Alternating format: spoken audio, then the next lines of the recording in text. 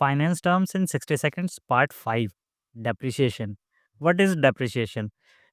जब हम कोई फिक्स्ड एसेट खरीदते हैं तो उसे लॉन्ग टर्म में यूज़ करने के साथ साथ उसकी वैल्यू कम होती रहती है। तो जब वो वैल्यू जो कम होती है वो कितने अमाउंट से कम होती है, उस चार्ज किए हुए अमाउंट को हम डेप्रिसिएशन कहते हैं। मैं इसको एक एग्जांपल देके समझाता हूँ कि मान लो कि आपने एक 10 लाख रुपए का एसेट खरीदा है और 5 साल यूज़ करने के बाद आप उस एसेट को 10 लाख रुपए में बेचने जाते हो। तो बायर आपसे कहता है कि मैं इसके 10 लाख रुपए क्यों दूँ? ये तो आपने 5 साल यूज़ कर रखी है, मुझे नई मशीन 10 लाख रुपए की मिल जाएगी।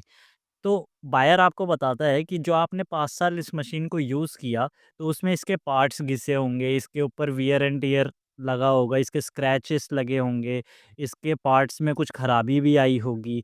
तो इसका परफ़ॉर्मेंस एक नई मशीन जितना नहीं मिलेगा। तो वो इसके आपको बोलेगा कि ठीक है, मैं आपको इस मशीन के 4 लाख रुपए या 5 लाख रुपए दे देता हूँ।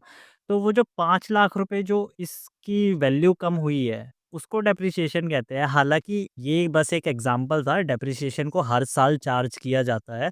उसके मेथड्स होते हैं अलग-अलग, 2 मेथड्स होते हैं, एक स्ट्रेट लाइन मेथड और एक डब्ल्यूडीवी मेथड होता है, रिटन डाउन वैल्यू मेथड। ये मेथड्स मैं आपको एक प्रॉपर वीडियो बना के एक्सप्लेन कर दूँगा। सब्सक्राइब